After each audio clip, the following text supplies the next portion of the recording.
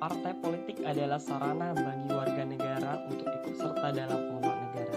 Partai politik juga merupakan penghubung antara rakyat dengan pemerintah.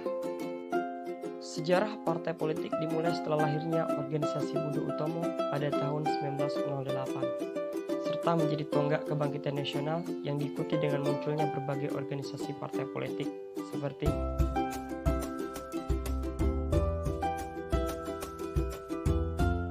pada 3 November 1945, pemerintahan pada kala itu mengeluarkan maklumat bahwa pemerintahan mendukung adanya eksistensi dari partai politik terkait akan diselenggarakannya pemilihan umum dan lahirlah partai-partai baru.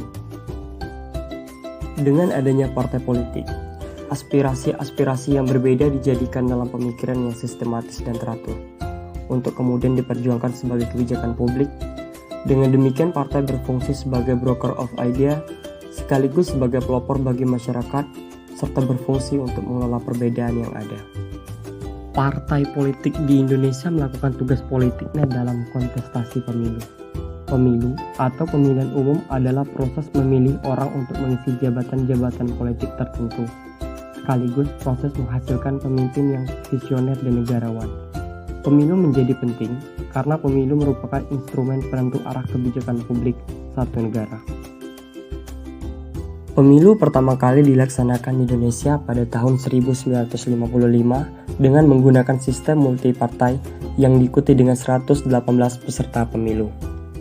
Pemilu di tahun 1971 menjadi pemilu pertama di era Orde Baru yang diikuti oleh 10 partai politik. Pemilu 1977 sampai 1997 menggunakan perwakilan sistem berimbang. Terjadi peleburan partai politik peserta pemilu, sehingga hanya diikuti 3 peserta, yaitu P3, Golkar, dan PDI. Pemilu di tahun 1999 merupakan pemilu pertama di era reformasi dengan 48 peserta pemilu, sedangkan pemilu di tahun 2004 menjadi era baru pemilu di Indonesia. Masyarakat memilih langsung calon wakil rakyat, presiden, dan wakil presidennya.